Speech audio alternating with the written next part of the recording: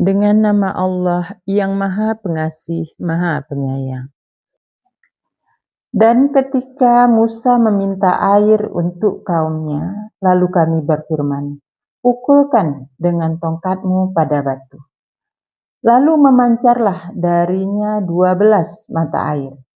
Sungguh telah mengetahui tiap-tiap manusia tempat minum mereka. Makanlah dan minumlah kalian dari rezeki Allah, dan jangan kalian berusaha di bumi membuat kerusakan. Jadi ini ketika Musa meminta air untuk kaumnya, air itu sumber kehidupan. Jadi ini menjadi pelajaran untuk kita. Kalau kita butuh kebutuhan hidup, itulah air yang diminta melalui Musa adalah menunjukkan ini hukum syariat. Maka pukulkan dengan tongkatmu pada batu. Jadi itu artinya kalau orang yang membutuhkan rezeki disuruh pukulkan tongkatmu. Tongkat itu apa? Tongkat Nabi Musa. Kalau sekarang yang tongkatnya itu adalah ya ini Al-Quran.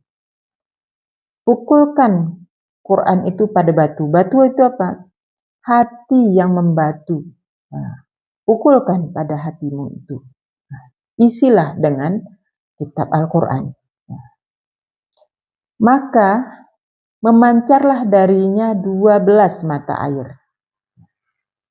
Itu akan memancar 12 mata air. Jadi banyak sumber kehidupan yang akan Allah curahkan. Sungguh telah mengetahui tiap-tiap manusia tempat minum mereka.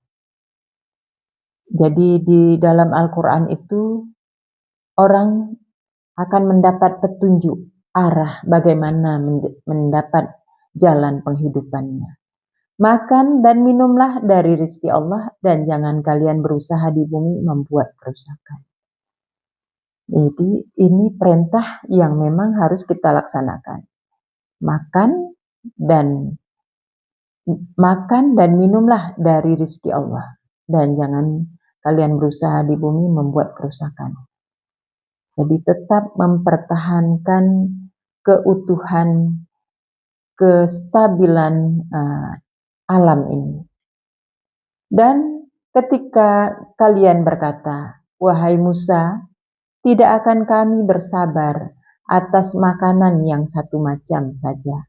Maka mohonlah untuk kami kepada Rabbimu agar Dia mengeluarkan untuk kami dari apa yang tumbuh pada bumi, dari sayur mayurnya dan buah mentimunnya dan bawang putihnya dan kacang adasnya dan bawang merahnya.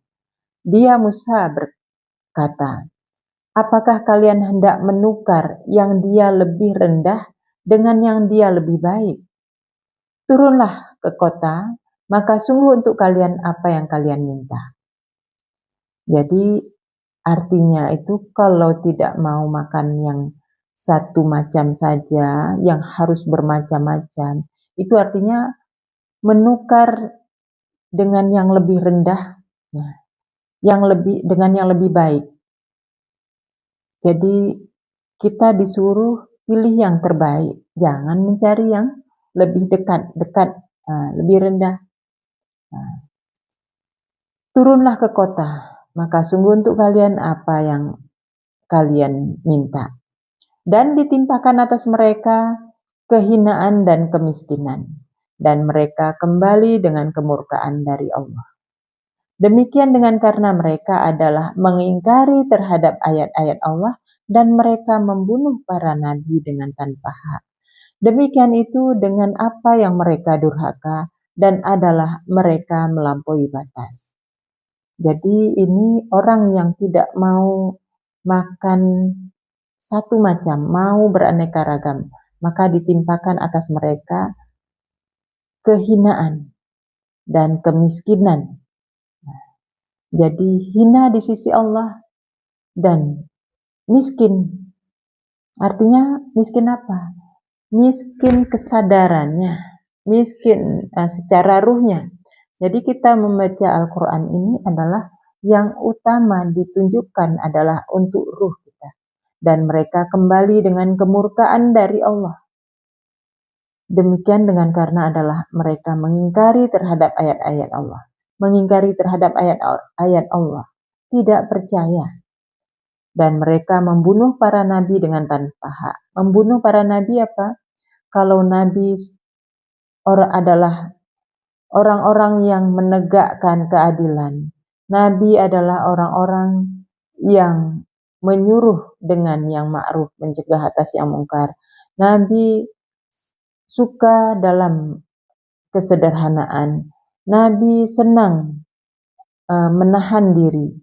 Jadi orang yang membunuh Nabi adalah yang sebaliknya dari demikian itu. Demikian dengan apa yang mereka durhaka dan adalah mereka melampaui batas. Sungguh orang-orang yang beriman dan orang-orang Yahudi dan orang-orang Nasrani dan orang-orang Sabi'in, siapa yang beriman kepada Allah dan hari akhir dan mengerjakan kebajikan, maka untuk mereka pahala mereka di sisi Robbi mereka. Dan tidak ada kekhawatiran atas mereka dan tidak mereka akan bersedih. Dan ketika kami mengambil perjanjian kalian dan kami mengangkat di atas kalian bukit Tur, ambillah apa yang kami beri kalian dengan kuat dan ingatlah apa yang di dalamnya agar kalian bertakwa. Jadi ketika diambil janji, diangkat di atas kalian bukit Tur. Jadi seolah-olah ada naungan yang berat di atas kepala kita, ada beban. Maka ambillah apa yang kalian diberi dengan kuat dan ingatlah apa yang di dalamnya agar kalian bertakwa. Itu biasa kalau menimpa kita sesuatu masalah, kita sudah mengingat, ya Allah, ternyata jalan saya salah. Nah, kita menyadari itu. Nah, itu di situ sebenarnya diambil perjanjian. Ambillah, peganglah dengan kuat. Kemudian kalian berpaling dari sesudah demikian. Maka sekiranya bukan karunia Allah atas kalian dan rahmatnya, niscaya kalian termasuk orang-orang yang merugi. Dan sungguh telah kalian mengetahui orang-orang yang melampaui batas dari kalian di hari Sabat. Lalu kami berfirman kepada mereka, jadilah kera yang hina. Jadi kalau hari Sabat itu hari Sabtu. Kalau dulu kisahnya Sabtu itu adalah orang hari untuk beribadah. Tapi karena di situ adalah diuji sehingga banyak ikan-ikan yang terapung di hari Sabtu. Mereka yang tidak kuat imannya kepada Allah memilih mencari ikan daripada untuk ibadah. Nah, ini kita di hari Sabat ini, kita adalah artinya sudah di hari Sabtu. Karena diciptakan pertama dunia ini hari Minggu. Jadi Minggu, Senin, Selasa, Rabu, Kamis, Jumat, Sabtu. Kita di ujung hari. Kita sudah di hari yang penghabisan. Nah, maka lalu kami berfirman kepada mereka, jadilah kera yang hina. Kera itu monyet. Kera itu sifatnya dia meniru. Dia berbuat, dia beramal bukan dengan ilmu, tapi dengan meniru. Nah, itu orang yang dikatakan dijadikan laknat jadi kera yang hina. Kita berlindung kepada Allah untuk dikatakan seperti ini. Lalu kami menjadikannya sebagai contoh kepada apa yang di hadapannya dan apa yang di belakangnya, dan suatu pelajaran bagi orang-orang yang bertakwa. Dan ketika Musa berkata kepada kaumnya, sungguh Allah menyuruh kalian untuk menyembelih sapi betina. Sapi betina diperintah untuk disembelih. Jadi kalau tadi sapi adalah hewan yang berharga. Jadi hewan ternak kita ini manusia ini, dalam diri kita ini, yang Allah berikan seseorang itu derajat, keutamaan di antara manusia yang lain, itu diibaratkan sebagai sapi. Jadi kalau sapi betina itu berarti orang itu adalah orang perempuan yang Allah berikan kelebihan.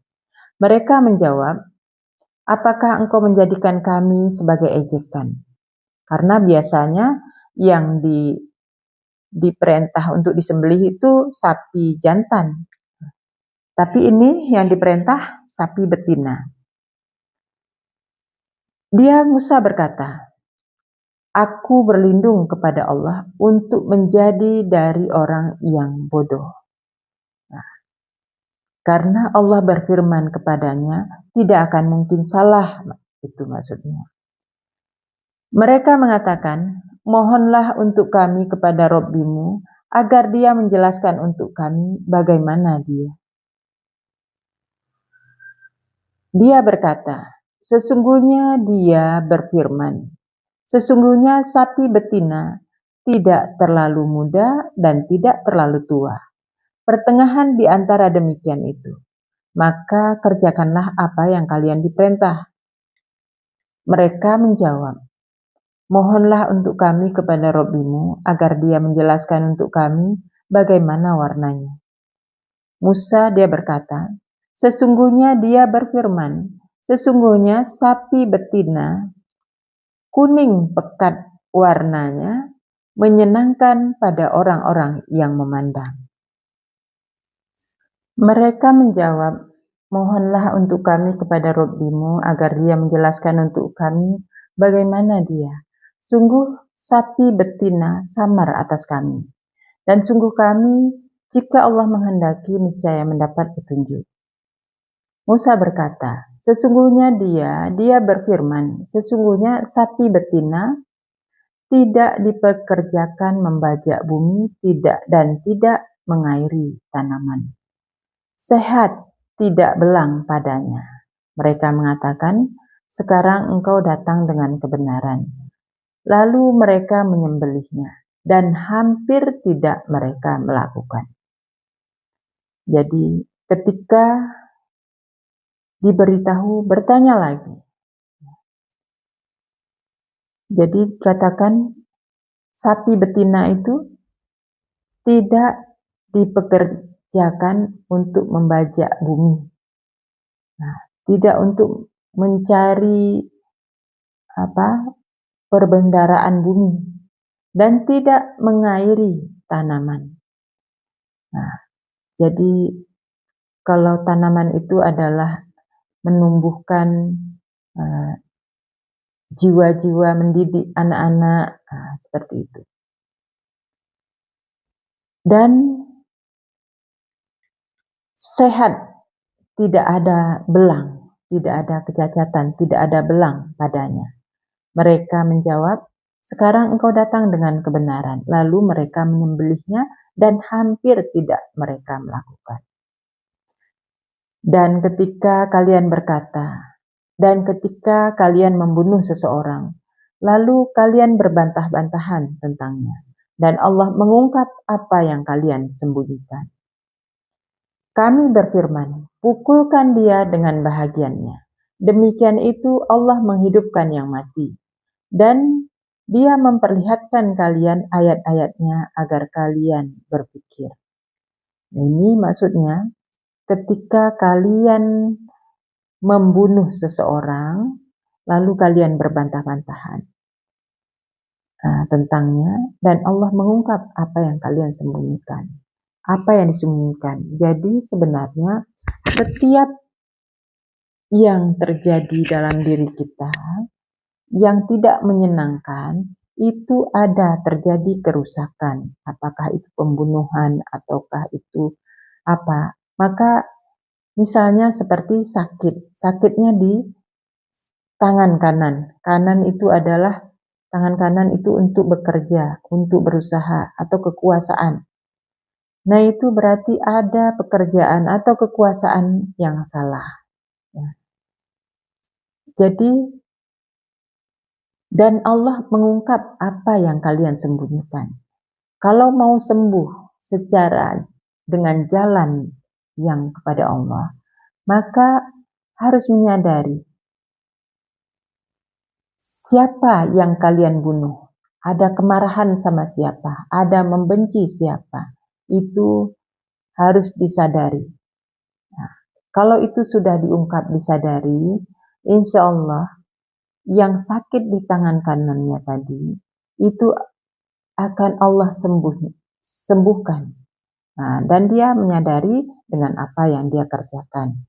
Nah, dan dia hatinya tulus dengan terhadap sesama.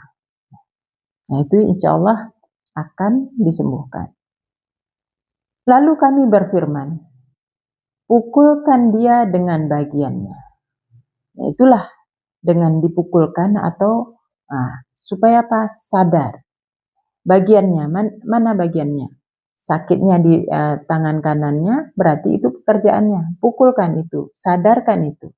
Demikian itu Allah menghidupkan yang mati, dan dia memperlihatkan kepada kalian ayat-ayatnya agar kalian berpikir. Itulah tanda-tanda kekuasaan Allah dinampakkan kepada kita sekarang. Kemudian keras hati kalian dari sesudah itu, lalu dia seperti bebatuan atau lebih keras. Jadi orang yang melakukan seperti itu, inilah yang terjadi. Keras memang hatinya. Dan sungguh dari bebatuan, benar-benar ada yang memancar darinya sungai-sungai. Dan sungguh darinya benar-benar ada yang terbelah, lalu keluar darinya air. Nah, ingat air itu sumber kehidupan. Dan sungguh darinya benar-benar ada yang jatuh dari takut kepada Allah. Dan tidaklah Allah dengan lalai atas apa yang kalian kerjakan. Jadi orang yang hatinya keras pun dia ada yang memancar darinya sungai-sungai. Nah, dan darinya ada yang terbelah. Lalu keluar darinya air. Dari batu itu ada yang keluar air. Itulah dari kolbu kita yang keras tadi bisa kalau sudah terbelah karena dipukulkan dengan tongkat atau dengan bahagian tadi terbelah, keluarlah air. Air itu sumber kehidupan. Baik kehidupan ruh ataupun kehidupan jiwa diri. Jadi kalau air yang keluar dari bahwa tandanya hidup ruh itu akan keluar dari air mata kesadaran. Dan sungguh darinya benar-benar ada yang jatuh dari takut kepada Allah. Dan tidaklah Allah dengan lalai atas apa yang kalian kerjakan. Maka apakah kalian menginginkan agar mereka beriman kepada kalian, agar mereka percaya kepada kalian? Dan sungguh telah adalah sebagian dari mereka mendengar kalimat-kalimat Allah, kemudian mereka mengubahnya dari sesudah apa yang diterima akalnya. Sedang mereka mengetahui. Dan ketika mereka bertemu orang-orang yang beriman, mereka mengatakan kami beriman. Kalau ketemu orang yang percaya, mereka mengatakan kami percaya. Dan ketika mereka kembali sebahagian mereka kepada sebahagian yang lain, mereka mengatakan, apakah engkau ataukah engkau menceritakan kepada mereka dengan apa yang Allah bukakan atas kalian, supaya mereka mendebat kalian dengannya di sisi Robbi kalian? Maka apakah tidak kalian berpikir?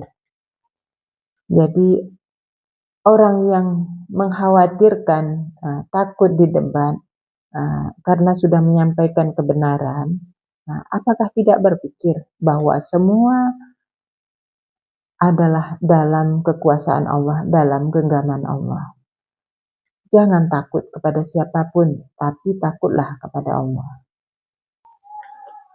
Dan apakah tidak mereka mengetahui bahwa Allah Dia mengetahui apa yang mereka sembunyikan dan apa yang mereka nyatakan.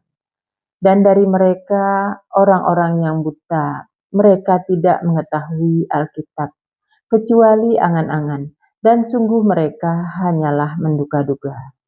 Maka kecelakaan untuk orang-orang yang mereka menuliskan Alkitab dengan tangan mereka, kemudian mereka mengatakan ini dari sisi Allah, supaya mereka memperjualbelikan dengannya dengan harga yang sedikit.